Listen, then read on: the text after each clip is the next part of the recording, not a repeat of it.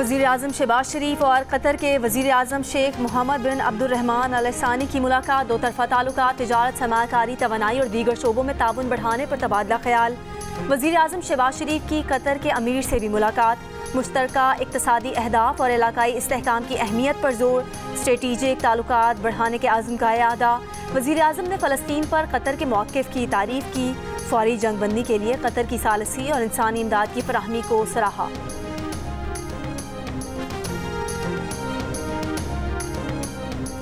سعودی عرب میں پاکستان کے سفیر احمد فاروق کا کہنا ہے کہ ہر سال ایمنسٹی میں بہت لوگ رہا ہوتے ہیں مگر اتنے ہی دوبارہ گرفتار ہو جاتے ہیں۔ قیدیوں کی بڑی تعداد منشیات کے جرائم میں ملوث ہے۔ سعودی عرب پاکستانی سکلڈ لیبر پر بہت اعتماد کرتا ہے۔ یہاں ہائی سکلڈ ورکرز کی بہت ڈیمانڈ ہے۔ ہمیں صرف مزدور نہیں بلکہ اعلیٰ تعلیم یافتہ لوگ بھی بھیجنے چاہیے۔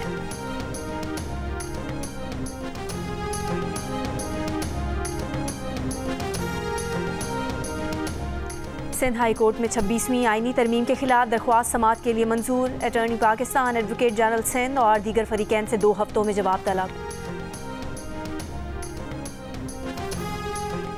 وزیر اعظم شہباز شریف امریکی کانگریس کو آگاہ کریں کہ فروری 2024 کے عام انتخابات پر کانگریس اراکین کے خیالات درست نہیں۔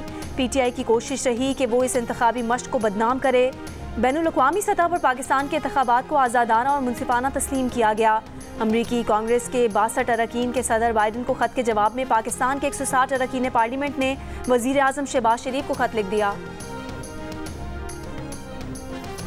انصاف کے چیئرمین بیرسٹر گوہر نے کہا ہے کہ پی ٹی آئی پورے دل سے جسٹس یحییٰ آفریدی کو چیف جسٹس آف پاکستان تسلیم کرتی ہے لیکن 26ویں آئینی ترمیم کو دل سے مسترد کرتی ہے۔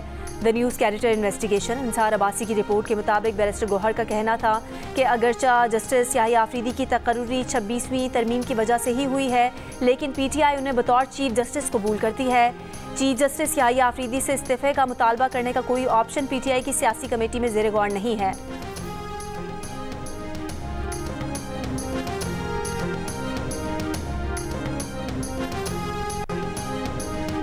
پی ٹی آئی رہنماؤں کا سپرنٹینڈنٹ اڈیالہ جیل پر سیاسی گفتگو نہ کرنے سے متعلق انڈر ٹیکنگ مانگنے کا الزام۔ عمر ایوب نے کہا عدالتی حکم کے باوجود بانی پی ٹی آئی سے ملنے نہیں دیا جا رہا۔ یہ دنیا سے چھپانا چاہ رہے ہیں کہ بانی پی ٹی آئی کو سہولتیں نہیں دی جا رہی، توہین عدالت ہو رہی ہے۔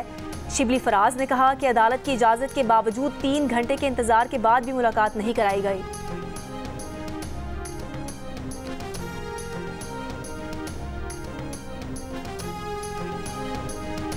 اسلام آباد ہائی کورٹ کے جسٹس میاں گل حسن اورنگزیب نے جج ابو الحسنات پر اپنا غصہ ناقابل جواز قرار دے دیا۔ کہا جج سامنے نہیں تھے، انہیں اس طرح نہیں کرنا چاہیے تھا۔ ہم جو فیصلے میں نہیں لکھ سکتے وہ ہم عدالت میں کہہ بھی نہیں سکتے۔ اعظم سواتی کے جسمانی ریمانڈ کا حکم کالعدم قرار۔ اعظم سواتی کو کل پیش کرنے کا حکم۔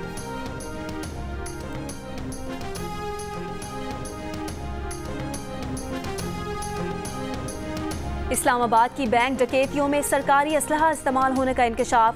پولیس کا اسلحہ غیر متعلقہ شخص کو کیسے دیا گیا، کس نے دیا، کیوں دیا، سوالات سامنے آ گئے۔ نامعلوم باوردی شخص نے S P you had quarter سے سب مشین گن نکلوائی۔ نامعلوم شخص نے اپنا نام دلاور بتایا، خود کو ایس پی یو کا اہلکار ظاہر کیا، کسی اور پولیس اہلکار کا بیلٹ نمبر اپنا ظاہر کیا۔ ملزم کون تھا، کہاں سے آیا تھا، کیا عزائم تھے، کس وجہ سے پولیس اہلکاروں کو دھوکہ دیا۔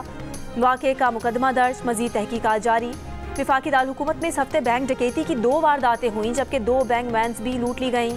4 وارداتوں کے دوران 1 شہری جاں بحق، 3 گارڈز اور 5 شہری زخمی ہوئے تھے۔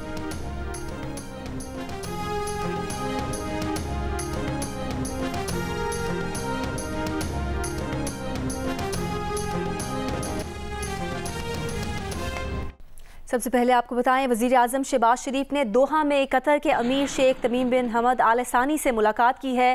وزیر اعظم نے قطر کے امیر سے وفود کی سطح پر یہ ملاقات کی ہے۔ دونوں رہنماؤں کے درمیان 1 on 1 ملاقات بھی ہوئی ہے۔ ملاقات میں 2 طرفہ تعلقات کے وسیع معاملات پر تبادلہ خیال کیا گیا ہے۔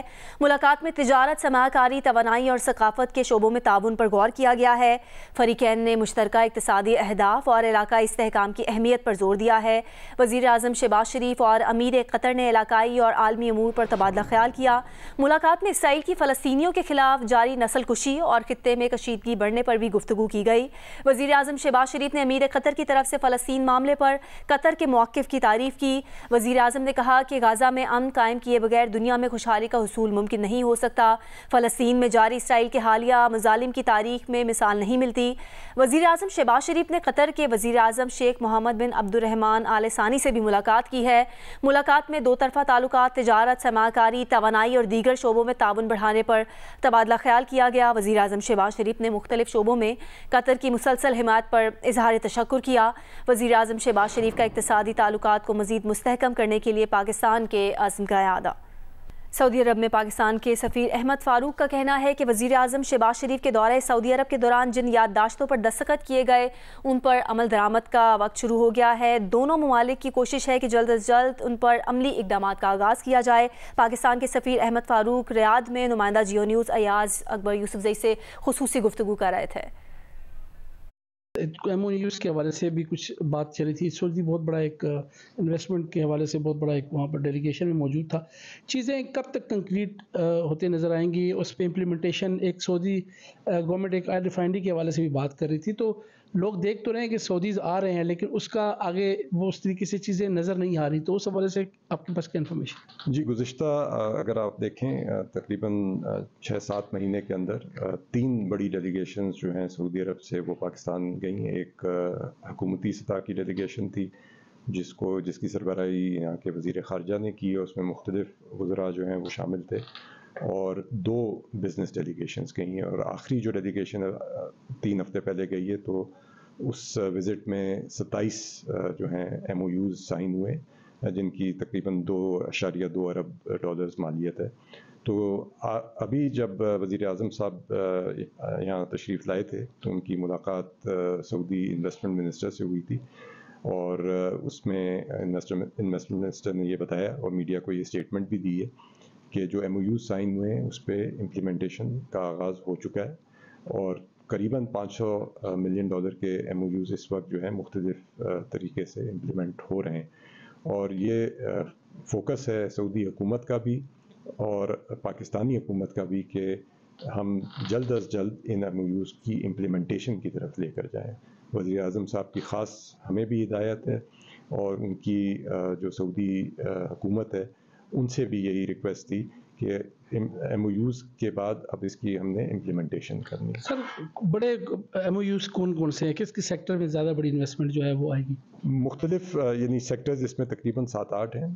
ہمارے لیے جو زیادہ اہم ہے وہ معدنیات ہے، زراعت ہے، آئی ٹی کا شعبہ ہے، مین پاور ایکسپورٹ ہے، انرجی کا شعبہ ہے، تو مختلف اس میں جو ہیں نوعیت کے ایم او یوز ہیں، اور تقریباً سب پہ ہی جو ہے مختلف سیکٹرز میں پروگریس ہو رہی ہے۔ بہت بہت شکریہ۔